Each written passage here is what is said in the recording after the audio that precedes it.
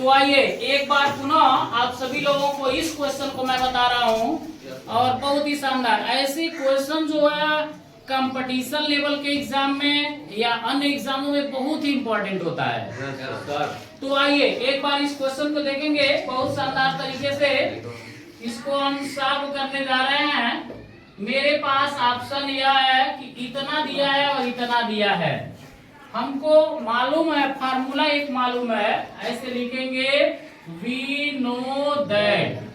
हम यह जानते हैं कि ये मार्कर लग रहा है।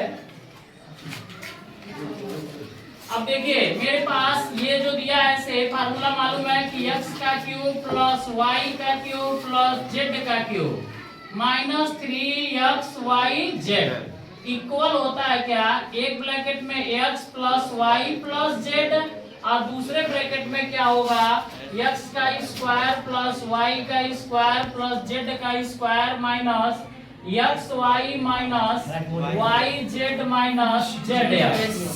यह एक फार्मूला होता है ना बेटा। तो देखो यह प्रोडक्ट इतना प्रोडक्ट तैयार कर रहा है, ठीक है बेटा। मेरे पास इस प्रोडक्ट की वैल्यू दिया है और इस प्रोडक्ट की वैल्यू दिया है, लेकिन प्लस में है। कैसे समझेंगे? समझने के लिए एक बार एक स्टेप और चलेंगे बेटा। कैसे देखेंगे? x plus y plus z और नेक्स्ट में x का स्क्वायर प्लस y का स्क्वायर प्लस z का स्क्वायर। अब माइनस देवता को कॉमन ले लो। जब माइनस को कॉमन लोगे एक छोटा सा ब्रैकेट और x y plus y z plus z x और बड़ा सा ब्रैकेट को क्लोज कर लेंगे। अब देखो मेरे पास इसकी वैल्यू दिया है और इसकी वैल्यू दिया है, इसकी वैल्यू दिया है और इसकी वैल्यू दिया है, इसकी वैल्यू नहीं दिया है। मेरे पास इसकी वैल्यू दिया है और इसकी वैल्यू दिया है और इसका वैल्यू नहीं दिया है। तो इसका वैल्यू ज्ञात करने के लिए पुनः मैं उसी क्षेत्र में जाऊंगा जो इसके पहले वाले स्टेप में था, अर्थात x plus y plus z का होल स्क्वायर। एक बार इसको ऐसे देखेंगे, मेरे पास फार्मूला है या आपको मालूम है कि इसको 100-200 साल पहले आप लोग को जानकारी था। ऐसे एक बार लिखेंगे इसको रफ पर ऐसे लगाएंगे बेटा। यह रफ का आकार होगा, यानी अर्थात यह लिखेंगे क्या, x plus y plus z का होल ऑफ स्क्वायर बराबर x का स्क्वायर प्लस वाई का स्क्वायर प्लस जेड का square plus 2xy plus 2yz plus 2zx।